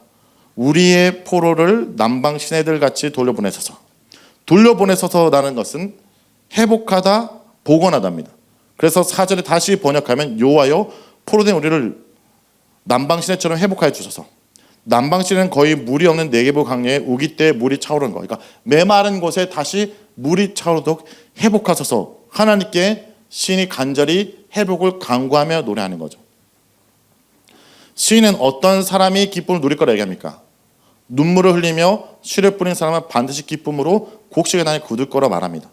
자, 이런 답은 어렵지 않은 게 본문에 있는 구절을 나눠서 질문으로 만들었기 때문에 넣을 수 있습니다. 그리고 여러분 이런 해설은 이미 매일 성경에 보면 직회서 해설에 있어요. 자, 이건 중요하죠. 이건 어렵지 않아요. 그냥 여러분 요거 제가 만든 게 아니라 직회서 이미 제가 자료 가서 다운받아서 거기에 있는 것을 읽어드리는 거예요. 그럼 여러분 요거 숙지하셔서 설명해 주시면 되겠죠. 포로에 기한 공동체가 온전히 회복되길 바라는 신의 염원과 소망, 확신과 기쁨에 오려진 복합된 신에 표현되어 있습니다. 농부들이 눈물을 흘리며 씨를 뿌리고 그런에 거두는 것처럼 뭡니까? 쉽게 이겁니다. 이 본문의 내용은 우리가 과거 포로에서 돌아왔던 놀란 감격을 다시 기억하고 찬양하며 현재 포로에 끌려간 것처럼 절박한 내상 속에 주님의 회복을 기다리며 오늘 눈물의 씨앗을 뿌리며 간절히 기도하며 찬양하는 것이 본문의 내용이죠. 그러면 뭘 나눌지 여러분 대충 나오지 않습니까? 자, 이 나눔이 어떻게 되는지 한번 읽어드릴게요. 근데 여러분 이 나눔 질문이 별로 제가 와닿지 않더라고요. 나눔 질문을 여러분 잘 만들어야 되는데 생각보다 나눔 질문을 만드는 것이 왜냐하면 이게 수준이 일반 성도도 그렇고 목회자도 그렇고 여러 대상이다 보니까 이 나눔 질문 날카롭지 않아요. 이걸 여러분이 새롭게 만드셔야 돼요. 자, 이 본문의 내용으로 질문이 어떻게 되어 있냐? 과거 은혜를 기억하는 백성은 미래 은혜를 구할 수 있습니다. 아까 얘기했죠? 과거 은혜를 기억해서 미래 은혜를 구하는 거잖아요.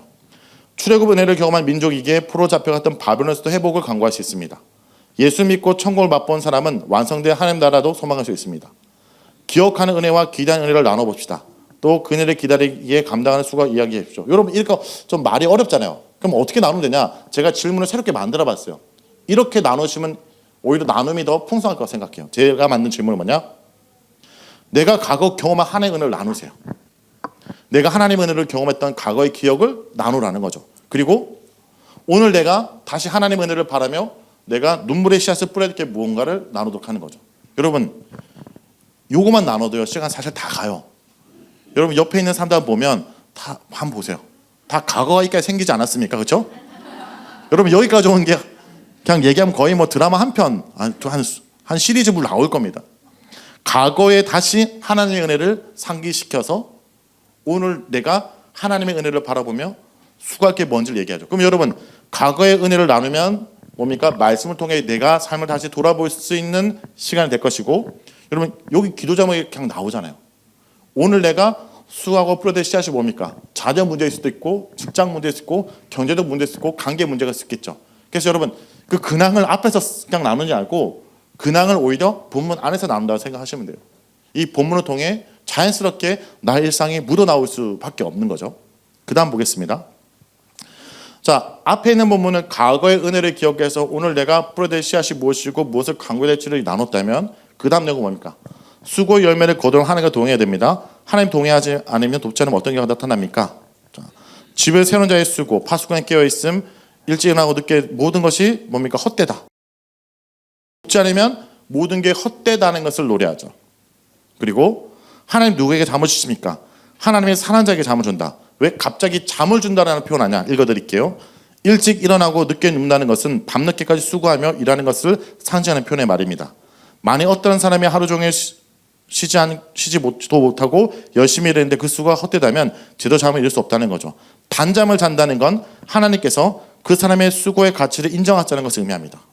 수고한 후에도 안식을 누리는 것은 인간의 힘이 아니라 하나님의 능력으로 강합니다. 그러므로 수고 후에 참된 안식을 얻고 싶다면 더 하나님을 의지해야 된다. 그러니까 뭡니까? 더 하나님을 의지하고 주님께 내 수고를 맡기고 하나님 앞에 안식하는 모습이죠. 이 본문의 맥락을 모르니까 자꾸 예배 시간에 조는 것을 주님께서 사는 자가 잠을 준다 이렇게 보는데 그게 아닙니다. 내 수고로 하나님이 아시고 그 하나님이 내 수고에 열매를 맺도록 하신다라는 맥락이지 설교 시간에 잠 온다는 본문으로 쓰시면 안 됩니다. 이런 맥락이 있고요. 그 다음에 장차 부모를 든든하게 지켜줄 자녀가 누가의 선물입니까? 자식들은 여호와의 기업입니다. 태열매는 그의 상급입니다. 고대 대가족 사회에서 자녀가 많다는 것은 여러모로 유익이 많죠. 대적은 자녀가 많은 가정을 쉽게 공개할 수 없고, 그렇죠? 세력이 있으니까. 성문에서 법정 통해 보려도 자녀가 많은 사람들은 여러 가지 내 증인이 되어줄 사람이 많기 때문이죠. 그래서 자녀가 많다는 것은 용사 해살 통해 하살이 많다는 것과 비슷하다. 그런데 시인은 생명은 인간의 힘이 아니라 하나님 능력으로 공급되는 선물. 그러니까 이런 내 삶을 보장해주는 자녀도 하나님이 주신 선물이다라는 표현을 쓰고 있는 겁니다. 하나님이 내 수고를 알고 내 삶을 지키는 분이기 때문에 뭡니까? 주님께서 나와 함께 하셔야 된다라는 걸 얘기하겠죠. 주님 없는 헛된 노력은 헛수고다라는 얘기입니다. 그래서 이 질문 그대로 좋아요. 이 질문 좋더라고 제가 보니까. 하나님 없이 내 멋대로 하다가 헛수고하는 경험이 있다면 나눠주세요. 요 내용으로 하는 거죠. 주님 없이 내가 노력했지만 내 인생이 잘 내 뜻대로 되지 않았던 순간들이 있지 않았습니까? 그럼 요거만 나눠도 한두 시간 갑니다. 네. 자, 그리고 그 다음 질문. 가정의 생명이 태어나는 것도 자녀가 자라서 부모의 든든한 바람막이가 되어주는 것도 모두 하나님의 은혜입니다. 하나님이 우리 가정에 내게 주신 은혜와 복을 나눠봅시다. 이 질문도 좋은데 저는 이 질문을 이렇게 좀 바꾸면 더 좋을 것 같아요. 하나님 주신 이 자녀에 대해서 또는 내 가정의 기도 제목을 나누는 거. 감사도 있을 수도 있고 고민이 있을 수 있겠죠. 근데 주님께서 내 자녀, 내 가정을 지켜주신다. 내가 이렇게 수고한 걸 주님이 기억하시고 주님 앞에 매달리는 게 중요하다는 본문의 맥락이라면 자연스럽게 기도 제목이 되겠죠. 그래서 여러분 이 GQS는 말씀의 내용을 기본적으로 팍 갖고 그것을 통해서 뭡니까? 함께 나누고 기도하기 위해서 만든 거. 이걸 놓치지 않아야 됩니다. 그래서 마지막 기도 제목으로 마무리하시면 돼요. 여러분 이렇게 보면 시간 잘 가겠죠. 느낌이 오지 않습니까? 딱 얘기도 과거 얘기하면 근데 중요한 게 뭐냐면 오히려 이렇게 나누면요 시간이 너무 잘 가기 때문에 조금 잘 조절하셔야 돼요. 그리고 이런 분 계세요. 딱 버튼 누르면 한두 시간 동안 계속 자기 얘기만 하시는 분이 계시거든요. 그런 분은 어떻게 되냐? 그런 분은 제일 마지막에 시켜야 됩니다. 우리 리더가 내가 분위기가 어색할 것 같아서 얘기 잘하는 분에게 먼저 시키면 시간 다 가버립니다. 그래서 이게 소그룹 리더의 전략인데 말을 잘하는 분은 되도록이면 제일 마지막에 시키고 말을 내가 시키지도 않아도 하는 분은 내 앞에 아니라 내 옆에 내가 안 보이게 내 옆자리에 앉혀야 되고 이런 스킬이 있거든요. 이렇게 시간 조절 잘 하셔야 돼요. 우리 형제분들은 좀 이게 나눔이 쉽지 않지만 제가 교회들마다 피드백 중에 하나가 어떤 권사님은 나눔하면 자기 얘기만 계속 한다고. 생각보다 이런 분 많으세요. 심지어 어떤 조원이한테 이게 이런 신고가 들었습니다. 목사님 그 조장 모임하는데 그 조장님이요 맨날 모임하면 자기 얘기하고 끝나요. 좀 얘기해달라는 거야 자기한테. 조원이 나도 얘기 좀 하게 얘기해달라고. 여러분 그래서 시간 조절 좀 필요하고요. 기도 제목 함께 나누면 됩니다. 소그룹 나눔할 때 기본적인 팁을 좀 드릴게요. 요 얘기하고 이제 기본적으로 우리가 묵상 모임할 때 중요해야 될 가치가 뭔지를 얘기할 건데 그러면 이 강의가 원래는 되게 긴 강의인데 여러분 제가 또 다시 올 확률이 적기 때문에 최대한 좀 말이 빠른 건 함축적으로 많은 걸 전달하기 위해서 한다는 거 좀 이해해 주시면 좋겠습니다. 자, 개인적인 경고와 묵상에 충실해야 돼요. 무엇보다 리더는요, 그날 그 자리에서 여러분 성경을 파악해서 나누려고 하지 말고 주중 본문에 충실해야 돼요. 내가 본문에 여러분 충분히 젖어 있어야 나눔도 여러분 풍성할 수 있습니다. 그리고 모임 참석에 성실해야겠죠. 그리고 나눔 모임은 남의 얘기가 아니에요. 자신의 얘기를 나누세요. 다른 사람들 얘기 나누는 시간이 아닙니다. 그리고 여러분 괜히 요즘 뭐 세상 정치나 이런 얘기 하지 마세요. 네? 요즘 민감한 세상입니다. 여러분 전 요즘 교회에서 강의할 때 넥타이도 검은색밖에 안 매요. 빨간색, 파란색 잘못 맸다가 큰일 나거든요. 식사 뭐 좋아하냐? 그러면 혹시 이런 질문하면 목사님 비빔밥 좋아하세요? 아니면 국밥 좋아하세요? 저는 그냥 라면 먹습니다 얘기합니다. 비빔밥 전주요? 네. 국밥이요? 부산? 돼지국밥이 이렇게 가기 때문에 여러분 이런 얘기 민감한 얘기 교회에서 웬만하면 하지 마세요. 네, 아셨죠? 그런 거 나누는 시간 아닙니다. 본문을 통해서 내 삶을 돌아보는 얘기지 세상 얘기 남의 얘기하는 시간이 아니다라는 거예요. 다른 사람 나눔을 여러분 뭡니까? 판단하지 마십시오. 네. 오히려 그 나눔을 또 비교도 하지 말고요. 나눔을 철저히 뭡니까? 외부로 흘러가지 않도록 해요. 이 모임에 나눈 걸 막 전달하는 모임이 돼서는 안 돼요. 그렇다고 또 여러분 너무 비밀스러운 얘기에서 부담을 주면 안 돼요. 비밀 얘기하는 시간은 아니에요. 여러분 한 얘기를 지켜줘야 되지만 막 남편하고 하지 않은 얘기를 막 나눈다? 여러분 왜 그러세요? 그 사람 부담되잖아요. 그렇죠? 남들은 모르는데 너한테만 얘기하다 그런 거 하지 마세요. 그런 거 하는 시간이 아니에요. 왜냐하면 기본적으로 교회 여러분 우리 소그룹 정원은 모든 성도들 신앙의 수준이 똑같지 않아요. 여기 신앙이 연약한 형제도 있고 또 신앙이 좀 그래도 좀 성숙한 사람도 있어요. 여러분 특별히 모든 걸 너무 다 나눠야 돼. 그럴 땐 부담감에서 자유해야 돼요. 여러분 이런 얘기 좀 들은 게 뭐냐면 그런 공동체가 있어요. 그런 큐티 사역을 하는 데가 있어요. 예를 들어 이 교회는 뭐 특정 교회라고 이름은 말하지 않겠습니다. 경기도 어디에 있는 교회인데 그 교회는 재고백을 좀 많이 해요. 그리고 그 교회는 브로큰 패밀리가 좀 많아요. 깨어지고 상처 있는 가정에 와서 서로의 깨어진 가정 또 재결혼인 가정들이 많기 때문에 그런 재고백을 많이 하고 회복하는 교회예요. 근데 특수사역 교회라고 생각하거든요. 근데 일반 교회에서 그렇게 하면 문제가 좀 생겨요. 왜냐하면 여러분 교회는 모든 성도들이 신앙의 수준과 결이 다 같지 않아요. 여기 연약한 형제가 있단 말이에요. 예를 들어 이런 케이스가 있었습니다. 어떤 청년이 자기 죄를 고백하고 과거를 돌아보는 말이지만 속으로 보면서 내가 고등학교 때 조금 일진이었고 지금은 회개했지만 학폭을 했다가 내가 이제 더 이상 그러지 않는다는 얘기를 했어요. 이 형제 입장에서 그걸 고백하는 거 용기 있는 거겠죠. 근데 그 자리에 누가 있냐? 학폭 피해자가 있었어요. 걔한테 당은 아니지만 과거에 학폭으로 힘들어서 학교에 못 다니고 이제 그냥 홈스쿨에서 애가 있죠. 그러면 걔랑 관련이 없지만 학폭 가해자가 내 죄를 고백했다고 자유한 모습을 학폭 피해자에는 그 얘기 듣고 마음에 상처를 받아요. 이런 게 이제 신앙 공동체입니다. 나는 떳떳하지만 내 이런 얘기가 모든 게 가하지만 모든 게 지혜롭진 않아요. 이 얘기가 덕을 쌓아야 되는데 그렇지 못한 경우가 있기 때문에 여러분 너무 디테일하게 내 삶을 모든 걸 다 나눠야 된다? 어떤 교회는 우리는 뭐 다 나눠. 여러분 위험한 공동체예요.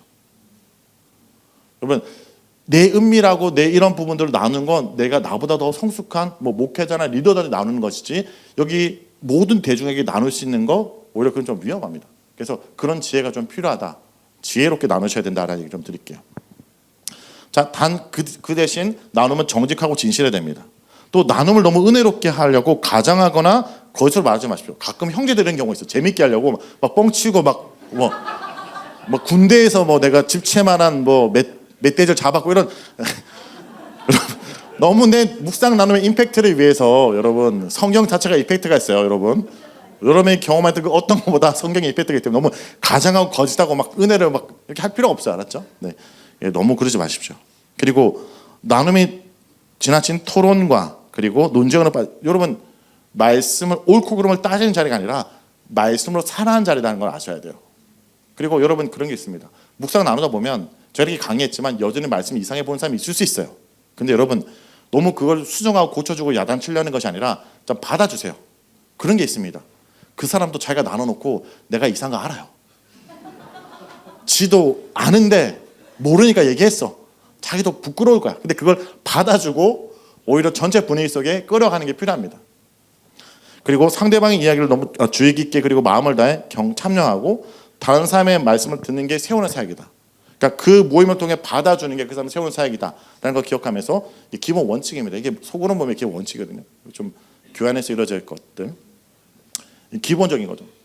그러니까 아까 얘기했던 특수적인 상황에서 그 공동체는 재고백을 하거나 아니면 그런 경우도 있어요. 어떤 선교단체는 그 모임에 어떤 훈련받은 사람들이 서로 재고백을 하고 당당 앞에 공동 회복하고 얘기하는데 어떤 게 문제가 되냐면 거기서 은혜 받고 와가지고 교회에서 내가 이런 죄를 너를 용서한다 이렇게 하면 문제가 된 경우 되게 많거든요. 그러니까 이런 훈련을 받고 와서 뭐 내가 상처 줬거나 잘못한 것을 고백하거나 사람들 앞에 떳떳이 얘기해야 되지만 여러분 이런 게 있습니다. 수련에서 은혜 받았지만 돌아와서 우리 집에 있는 그 사람은 은혜 안 받았잖아요. 함부로 얘기하면 이게 좀 상처가 될 수 있어요. 그래서 나름대로 성숙이 필요하고 또 지혜가 필요하다라는 거 아셔야 됩니다. 자, 그리고 이제 서신을 중요해서 제가 꼭 드리고 싶은 말씀이 소그룹 모임에서 우리가 꼭 유념해야 될 세 가지 원칙이 있습니다. 우리 교회 소그룹 정원 모임은 한대하는 공동체가 됩니다. 한대하는 모임. 그 사람을 웰컴하는 거예요. 그리고 함께 사랑을 나누는 자리라는 거죠. 사랑의 정원이 되어야 됩니다. 그리고 이곳에 주인이 예수 그리스도가 되도록 해야 된다는 거죠. 좀 이것을 여러 본문과 함께 좀 나눠보면 당신의 이야기와 삶이 우리 이야기 되는 거. 그러니까 네가 한 주를 살았던 얘기, 너가 이번 주에 자녀를 키우고 일상을 살았던 얘기가 너의 이야기가 아니라 우리의 이야기고 너의 고민으로 끝나는 것이 아니라 너의 고민이 우리의 기도 제목이 되도록 하는 게 한대하는 겁니다. 어떤 한 사람을 받아주는 게 왜 중요하냐? 그 한대를 말하는 영화가 있다면 저는 레미제라블이라는 영화를 말씀드리고 싶어요. 소설도 있죠. 미레일 주교가 장발장을 받아주죠. 19년 동안 진정서를 했던 이 사람을 받아줌으로 이 한 죄로 올라진 인생이 온전한 삶으로 살아갈 수 있는 기회가 되죠. 근데 이 책을 보면요, 미레일 주교가 장발장을 받아줄 때 했던 얘기가 중요합니다. 당신이 누구인지 내게 말하지 않아도 줬어. 여기는 내 집이 아니라 글쎄 집이요. 이 문을 두드린 이에게는 누구든지 묻지 않고 먼저 얼마나 아프고 배고프지만 물을 뿐이요. 나는 당신의 영혼을 하나님께 바치는 것이요. 한 사람을 주님께 바치는 시작은 내가 그 한 영혼을 받아주는 것부터 시작합니다. 그러니까 그 사람을 내가 우리 모임에 우리 공동체에 받아줌으로 그 영혼을 주님께 올려드릴 수 있도록 되는 거죠. 이런 시가 있지 않습니까? 한번 읽어보실까요? 사람이 온다는 것. 시작.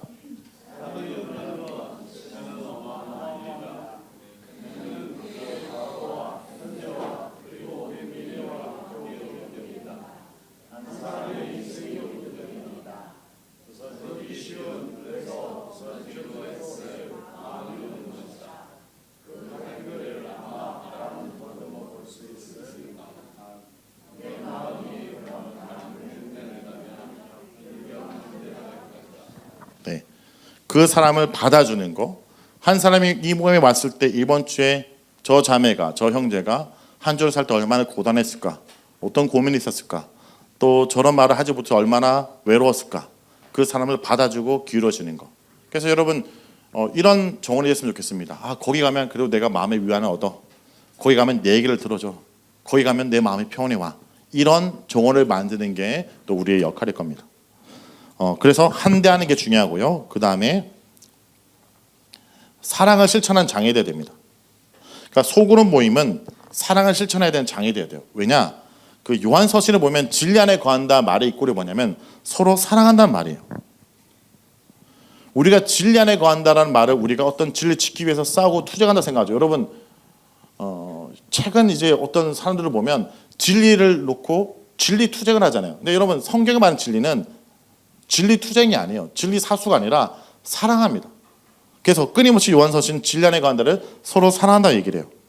복음의 지향점은 사죄를 떠나 사귐이 있죠. 자, 그리스도를 통해서 우리가 용서를 받은 자는요, 뭡니까? 주님을 사랑함으로 서로 사귐에 가야 돼요. 근데 그 사귐을 방해하는 게 있어요. 그 사랑을 더불어 나누는 것을 방해하는 것이 서로 미워하도록 만들어요. 여러분, 한 교회를 무너뜨리는 가장 쉬운 방법은 서로가 미워하도록 만드는 거예요.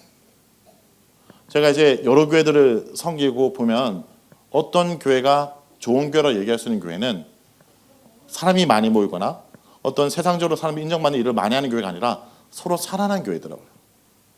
서로가 사랑합니다. 여러분, 제가 어떤 거 보냐면, 어떤 교회를 보면 김 집사님이나 박 집사님이 싸우면서 교회가 부흥해요. 어떤 교회 행사를 박 권사님과 김 권사님이 서로 뭡니까? 서로 다투면서 교회를 열심히 해.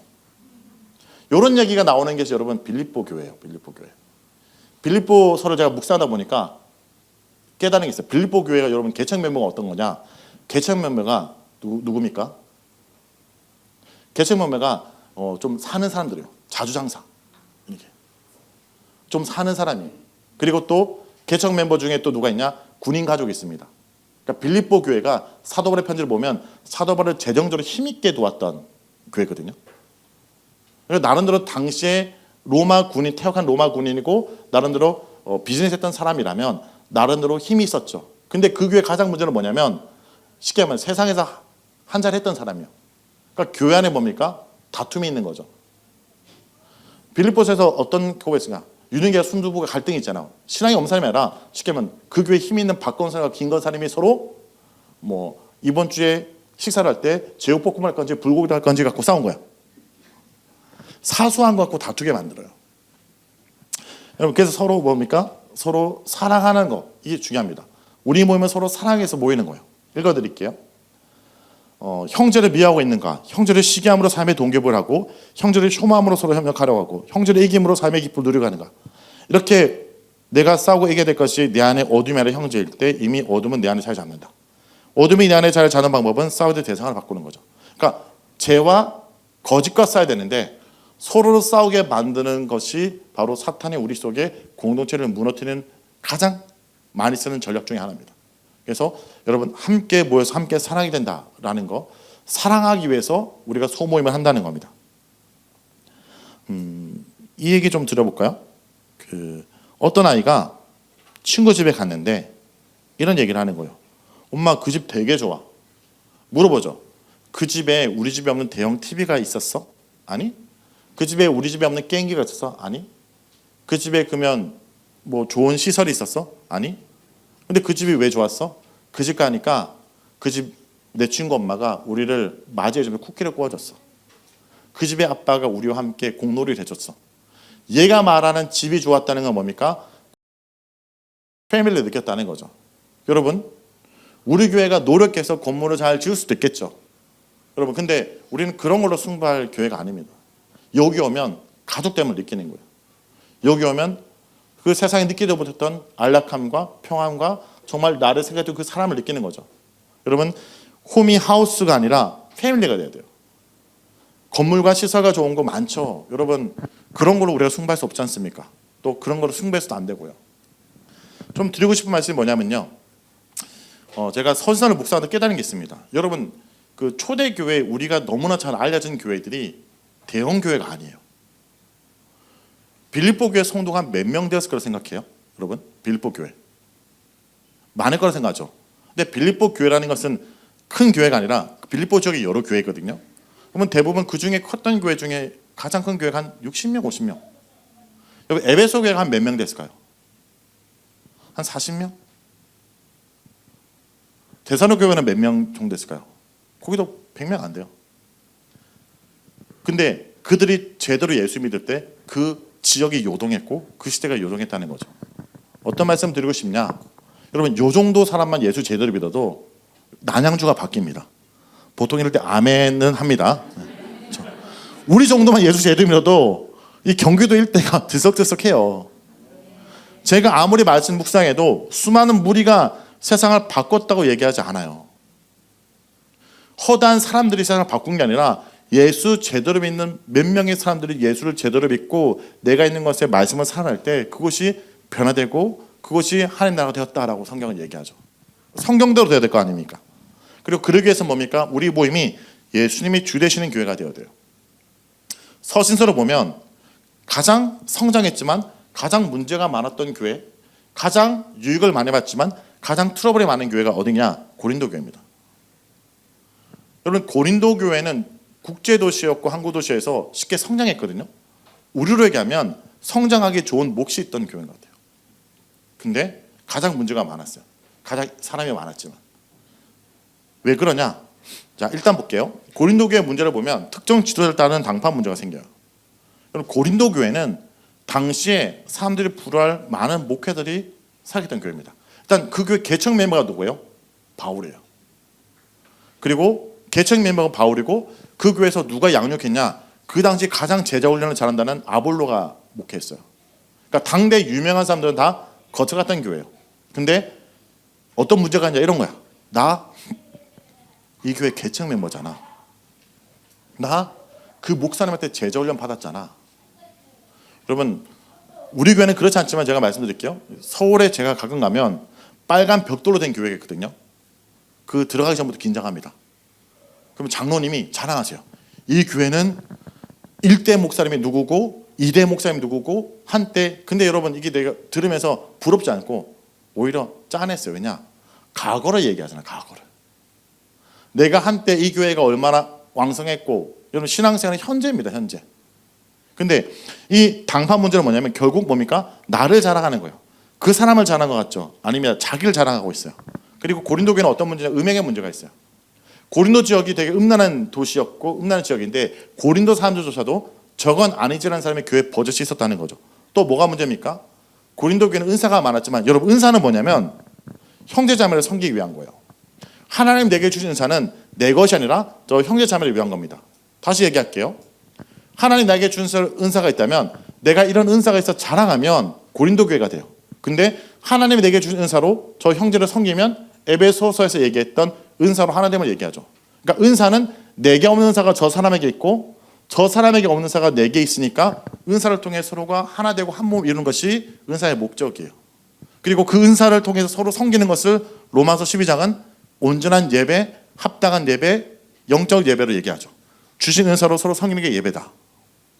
주님이 주신 은사로 서로를 섬기는 게 예배라면 자, 옆 사람이 예배 잘 드리도록 저를 따라하세요. 서로 보면서 당신의 은사는 내 거니까 착각하지 마세요. 이렇게. 그렇죠? 네. 내 게 아닙니다. 저 사람을 향한 거예요.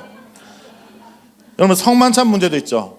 그 당시 교회가 이게 건물이 아니라 가정집에서 모였어요. 그럼 가정집이라면 좀 사람들이 모일 수 있는 부유한 가정에 모였겠죠. 근데 그 모임에 올 때 어떤 사람이 빨리 옵니까? 경제적으로 요런 사람이 빨리 오고 종이나 어떤 사회 비밀증을 늦게 왔을 거예요. 근데 그들이 성만찬을 미리 해버림으로 성만찬에 참석하지 못한 자가 됐죠. 성만찬은 그리스도인의 우리가 피를 나누며 한 형제를 얘기하는 중요한 순간이기도 한데 뭡니까? 오히려 소외되니까 이 성만찬 문제 생겼죠. 근데 이 근원적 문제는 뭐냐? 여전히 예수를 믿었지만 여전히 내가 주인인 겁니다. 어떤 얘기를 하냐면 우리 모임의 주인이 예수님이다. 너와 나 사이에 예수님의 자리가 에베소서처럼 커지는 것. 그리고 우리의 말을 통해 주님이 높여지는 것. 그러니까 여러분 소모임할 때 꼭 드리고 싶은 말씀이 한대하는 거예요. 저 사람을 환영하고 그리고 이 모임은 진리를 따지고 논자는 것이 아니라 주님 안에 서로 사랑해내고 우리의 모습을 통해 예수님의 자리가 커지고 예수님이 높아지는 것. 자, 한번 읽어보실까요? 시작.